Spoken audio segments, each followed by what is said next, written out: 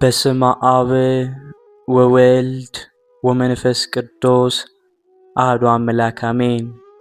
የልዑል እግዚአብሔር ቤተሰቦች የእናታችን የቅድስት ድንግል ማርያም የአስራት የበኩራት ልጆች እንኳን ለጻድቁ አባታችን ለአቡነ ገብረ መንፈስ ቅዱስ ዓመታዊ ክብረ በዓል በሰላም በጤና ደረሳችሁ።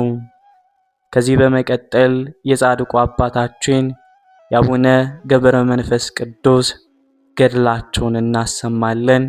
በረከታቸው በእኛም በመላው ሕዝበ ክርስቲያን ላይ አድሮና ጸንቶ ይኑር አሜን። ታላቁና እጅግ ክቡር የሚሆኑት አቡነ ገብረ መንፈስ ቅዱስ የተወለዱት በታችኛው ግብጽ ኒሳ ልዩ ስሙ መቅደስ በሚባል ስፍራ ነው። ወላጆቻቸው ስምዖንና ዕድናም ይባላሉ። እነዚህ ደጋግ ሰዎች በእግዚአብሔር ፊት በቅንነትና በደግነት የሚኖሩ ባለጸጎችና በሕዝቡም ዘንድ እጅግ የተከበሩ ነበሩ። ነገር ግን በሕይወታቸው አንድ ትልቅ ትካዜ ነበረባቸው። እርሱም ልጅ ማጣት ነበር።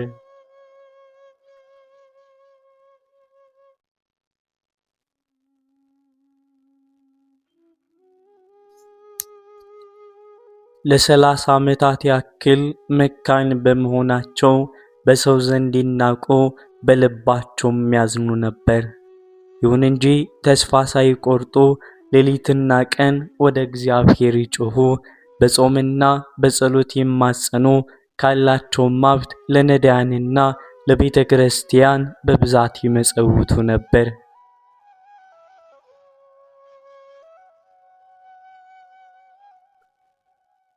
የቅዱሳንን እንባ የማይረሳው እግዚአብሔር አምላክ በመጨረሻ ጸሎታቸውን ሰማ። መጋቢት 29 ቀን የብስራት መልአክ ቅዱስ ገብርኤል በታላቅ ብርሃን ተገለጸለትና የጸሎትሽም ድምፅ በእግዚአብሔር ፊት ተሰምቷል፣ በማኅፀንሽም ታላቅና ቅዱስ ልጅ ትሸከሚያለሽ አላት። እናቱም ይህንን ሰምታ በደስታ ተመላች፣ እግዚአብሔርንም አመሰገነች። ከዚህ በኋላ ጻድቁ አባታችን ታኅሳስ 29 ቀን በታላቅ ክብር ተወለዱ። በተወለዱበት በዚያች ቅጽበት የምድር እናት እንደሚያደርጉት አላለቀሱም። ይልቁኑ በተአምሩ ከእናታቸው ማኅፀን እንደወጡ ወዲያው በእግራቸው ቀጥ ብለው ቆሙ። እጆቻቸውን ወደ ሰማይ ዘርግተው አንደበታቸውን ከፍተው እንዲህ አሉ።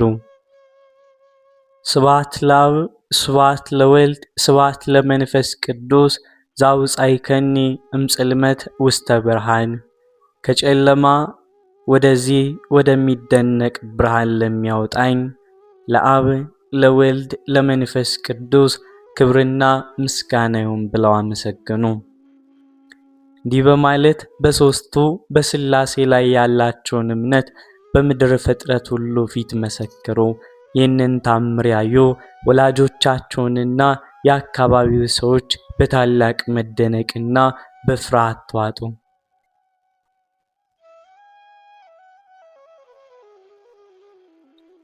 የሕፃኑ ልዩ ተጋድሎ ገና ከእናታቸው ጡት ተጀመረ። ሕፃኑ ገብረ መንፈስ ቅዱስ ከእናታቸው ጡት ወተት አልቀመሱም። በሮቡና በአርብ ቀናት ደግሞ ፈጽሞ አይመገቡም ነበር። ከእናታቸው ወተት ይልቅ መለኮታዊ ጸጋና ረድኤተ እግዚአብሔር እየተመገቡ በቅድስናና በንጽህና አደጉ። መልካቸውም እንደ መላእክት ያበራ ነበር። ለ3 ዓመታት ያክል በወላጆቻቸው ቤት በዚህ አይነት መንፈሳዊ ተጋድሎ ከቆዩ በኋላ በሕይወታቸው አዲስ ምዕራፍ የሚከፈትበትና ወደ መንኩስና ሕይወት የሚገቡበት ጊዜም ደረሰ።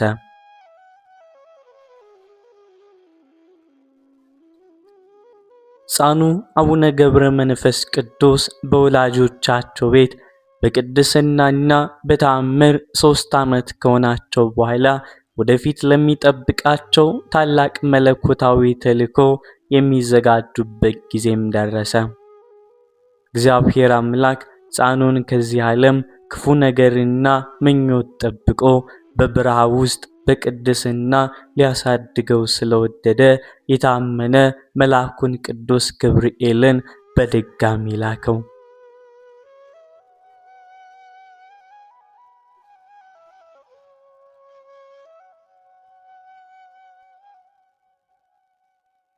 ቅዱስ ገብርኤል በታላቅ ብርሃን ግርማ ወደ እናታቸው ወደ እንባባ ቤት መጣ።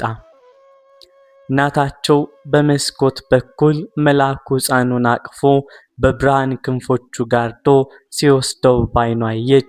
ልጇን በመነጠቁ ብታዝንም የእግዚአብሔር ፍቃድ መሆኑን ስላወቀች ልቧ በመንፈሳዊ ሰላም ተሞላ።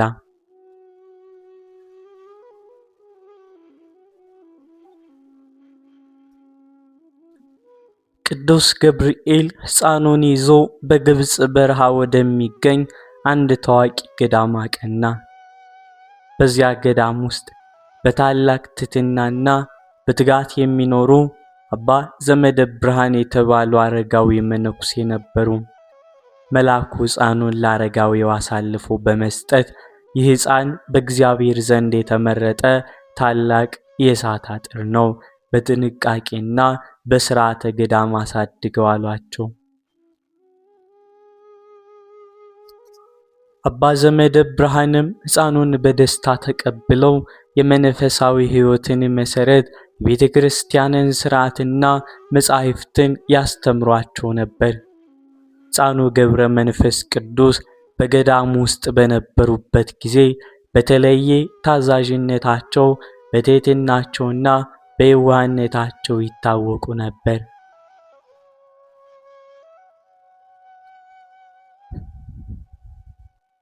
ዕድሜያቸው ለንዑስ ዲያቆን ለአገልግሎትም ሲደርስ በጾምና በጸሎት ተጠምደው ሥጋቸውን ለአምላካቸው አስገዙ። ከዕለታት አንድ ቀን በጸሎት ላይም ሳሉ የእግዚአብሔር መንፈስ ቅዱስ አነቃቃቸውና ወደ ጥልቅ ምድረ በዳ በረሃ ገብተው ፍጹም ባህታዊ እንዲሆኑ አዘዛቸው።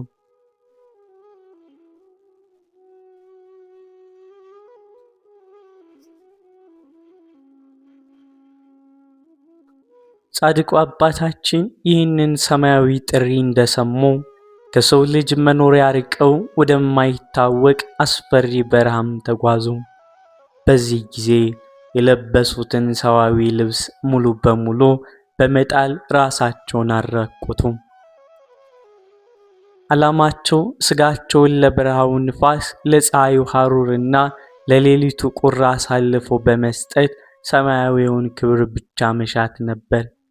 በሰውነታቸው ላይ የሚለብሱት ልብስም ሆነ የሚመገቡት ምግብ ስላልነበረ ሰውነታቸውን በየቦታው ለሚገኙ ሹል ድንጋዮችና ለበረሃው አሸዋ አሳልፈው ሰጡ።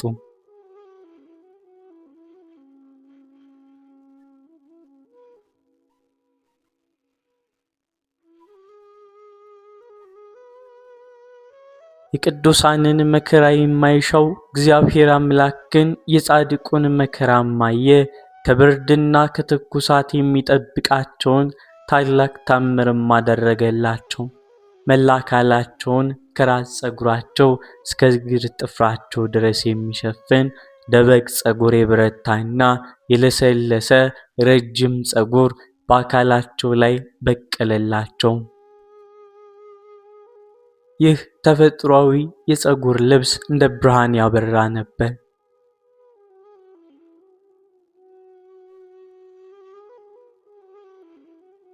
ከዚህ ጊዜ ጀምሮ አቡነ ገብረ መንፈስ ቅዱስ ከሰው ወገን ተለይተው ልብሳቸው ሆነ ምግባቸው የእግዚአብሔርን ጸጋና የራሳቸው ፀጉር ሆኖ ፍጹም መላእክትን መስለው በበረሃ ውስጥ መኖር ጀመሩ። ፍጹም ሥጋዊ ፍላጎት የሌላቸው የመላእክት ወገን የነዛን ሕይወትም ተለማምደው የምድር መልአክ ሆኑ።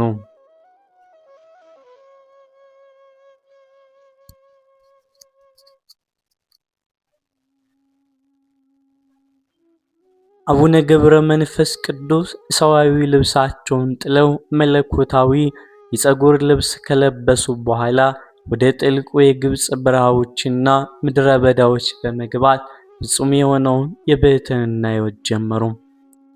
በዚህ አስፈሪ ሰው በማይደርስበት ቆላ ምድር ውስጥ ለ30 ዓመታት ያክል በተጋድሎ ኖሩ።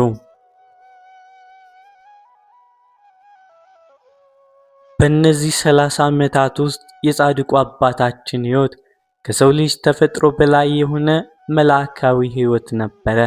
በምድር ላይ የሚበቅል እህል አልቀመሱም፣ ከምንጭ የሚቀዳ ውሃ አልጠጡም፣ ወይም እንደ ሌሎች ባሕታውያን የዛፍ ቅጠልና ሥር አልተመገቡም። ምግባቸው ሰማያዊ መና፣ መጠጣቸው ከእግዚአብሔር ዘንድ የሚወርድላቸው መለኮታዊ ጸጋ ብቻ ነበር። ሥጋቸው በመንፈሳዊ እሳት ስለተቀደሰ እንደ ዕጣን መዓዛ ይሸት ነበር። ጻድቁ አባታችን በበረሃው ውስጥ ብቻቸውን አልነበሩም። እግዚአብሔር አምላክ ፍጥረታትን ሁሉ የመግዛት ጸጋ ሰጥቷቸው ስለነበር በበረሃው የሚኖሩ ጨካኞችና አስፈሪዎች አራዊት ሁሉ በፊታቸው እንደ የዋህ በግ ይሰግዱላቸው ነበር። ጻድቁ አባታችንን እግዚአብሔር በሰጣቸው ጸጋ መጋቢና ጠባቂ አድርገው በመቁጠር 60 አንበሶችና 60 ነብሮች በአጠቃላይ 120 አራዊት በዙሪያቸው ተሰበሰቡ።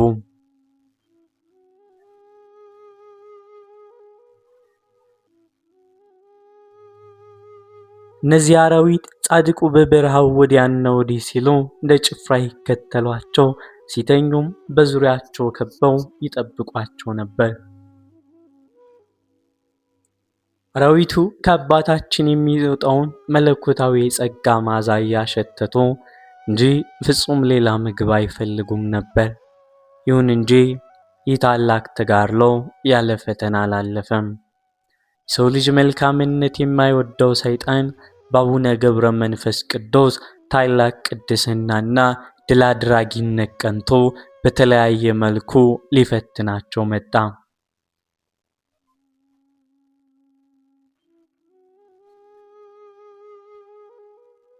በአንድ ወቅት ሰይጣን አስፈሪና ግዙፍ ዘንዶም በመሆን ሊውጣቸው ሞከረ። ጻድቁ ግን በኢየሱስ ክርስቶስ ስም በትምህርተ መስቀል ባረኩትና ወደ አመድነት ቀየሩት።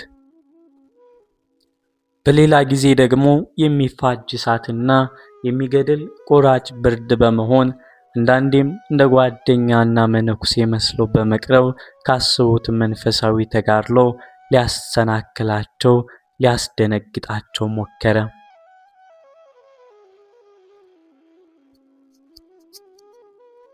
ጻድቁ አባታችን ግን በትህትና በጾምና በጸሎት እንዲሁም በእግዚአብሔር ላይ ባላቸው ፍጹም እምነት ሰይጣንን በእግራቸው ስር ቀጠቀጡት። በየብስና በባህር ላይ የተደረጉትን የዲያብሎስን ፈተናዎች ሁሉ በድል አጠናቀቁ። በዚህ አይነቱ አስደናቂና ከባድ ተጋድሎ 30 ዓመታትን በግብፅ በረሃ ከፈጸሙ በኋላ የእግዚአብሔር መልአክ ቅዱስ ገብርኤል ወደ እርሳቸው መጥቶ ሌላ አዲስና ታላቅ መለኮታዊ ተልእኮ እንዳላቸው ነገራቸው። እርሱም ስማቸውና ገድላቸው ለዘላለም ታስቦ ወደሚኖርባት ወደ ተመረጠችው ቅድስት ሀገር ኢትዮጵያ የሚጓዝበት ታላቅ ተልእኮ ነበረ። አቡነ ገብረ መንፈስ ቅዱስ በግብፅ በረሃዎች የ30 ዓመታት ተጋድሏቸውን ካበቁ በኋላ እግዚአብሔር አምላክ ሕዝብን በወንጌል ብርሃን እንዲያስተምሩ፣ አጋንንትን እንዲያሳድዱና በጸሎታቸው ምድርን እንዲባርኩ ወደ ተመረጠችው ሀገር ወደ ኢትዮጵያ እንዲሄዱ አዘዛቸው።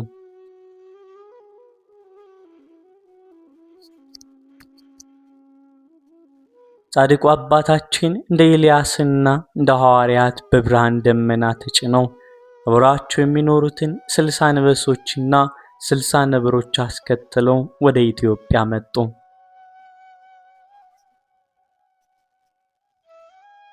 ወደ ኢትዮጵያ እንደገቡ መጀመሪያ ያረፉትና ታላቅ መንፈሳዊ ተጋድሎ ያደረጉበት ስፍራ ዛሬ ዝቋላ ደብረ ዘይት እየተባለ የሚጠራው ታላቅ ተራራ ላይ ነበር። በወቅቱ በተራራው አናት ላይ በሚገኘው ጥልቅ ባህር ሐይቅ ውስጥና በዙሪያው ያሉትን አጋንንት ድል ለመንሳትና የኢትዮጵያን ሕዝብ ከኃጢአት ለማንጻት ጻድቁ ቆረጡ።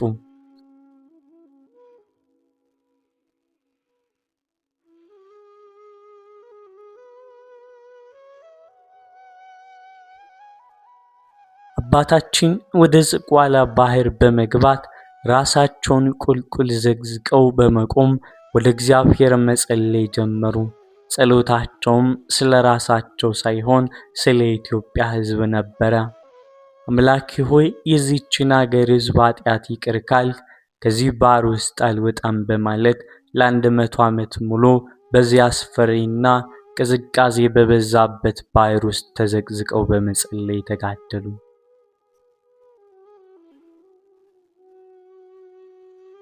በዚህ ረጅም የተጋድሎ ዘመን ውስጥ ስጋቸው አልቆ በውሃው ውስጥ እስኪቀልጥ የዓይናቸው ብሌን በለቅሶ ብዛት እስኪጠፋ ድረስ አለቀሱ። የጻድቁን እንባና ጽናት ያየው እግዚአብሔር አምላክ ቅዱሳን መላእክትን ልኮ ከባህሩ እንዲወጡ ቢያዛቸውም አባታችን ግን የኢትዮጵያን ሕዝብ ሙሉ በሙሉ እንዲመርላቸው ቃል ኪዳን ካልሰጠኝ ከዚህ ባህር አልወጣም በማለት በጽናት ቆሙ።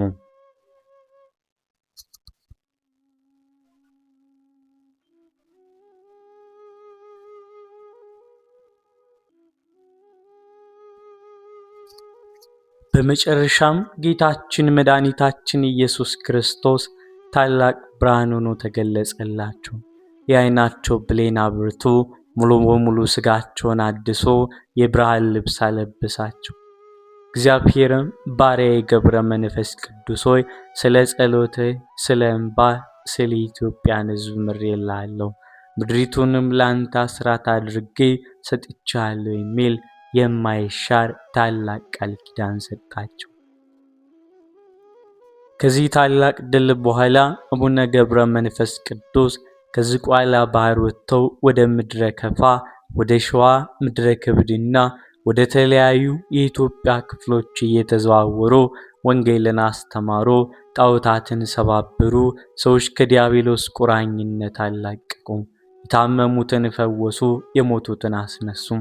በሄዱበት ስፍራ ሁሉ ሰላምንና የእግዚአብሔርን መንፈሳዊ በረከት እየዞሩ ተጓዙ። አቡነ ገብረ መንፈስ ቅዱስ በቅድስት ሀገር ኢትዮጵያ ምድር ላይ ወንጌልን በስፋት ካስተማሩ፣ ሕዝቡን ከጣዖት አምልኮና ከአጋንንት ቀንበር ካላቀቁ በኋላ በምድር ላይ የሚደረጉት መንፈሳዊ ተጋድሎ የሚፈጸምበትና ወደ ሰማያዊው ክብር የሚሸጋገሩበት ጊዜም ደረሰ። ጻድቁ አባታችን በምድር ላይ የሚኖሩት ዕድሜ እጅግ አስደናቂ ረጅም ሲሆን በአጠቃላይ 562 ዓመታት ያክል በዚህ ዓለም ላይ በንጽህና በድንግልናና በታላቅ ቅድስና ኖረዋል። ሕይወታቸው ሲፈጸም እንዲህ ሲል ጌታችን መድኃኒታችን ኢየሱስ ክርስቶስ ከቅዱሳን መላእክቱ ጋር በታላቅ መለኮታዊ ክብርና ብርሃን ተገለጸላቸው። ስለፈጸሙት ታላቅ ገድልና ስላሳዩት ፍጹም ታማኝነት ለዓለም ሁሉ የሚተርፍ የማይሻርና የዘላለም ቃል ኪዳን ሰጣቸው። እግዚአብሔር ለአቡነ ገብረ መንፈስ ቅዱስ የሰጣቸው ቃል ኪዳኔ ነው። ስምህን የጠራ መታሰቢያን ያደረገ በስምህ ለነዳያን የሰጠ የተራበ ያበላና የተጠማ ያጠጣ ብሎ እኔ በሰማያዊው መንግሥቴ እቀበለዋለሁ። ገድልህን ያነበበ የጻፈ ያጻፈ ወይንም በትሕትና ተገኝቶ የሰማ ሁሉ ከሲኦል እሳት ይድናል። በጸሎትህና በቃል ኪዳን የተማጸነውን ሁሉ አንተን የወደድክና የተከተለን ሁሉ እስከ 7 ትውልድ ድረስ እምርልሃለሁ አላቸው።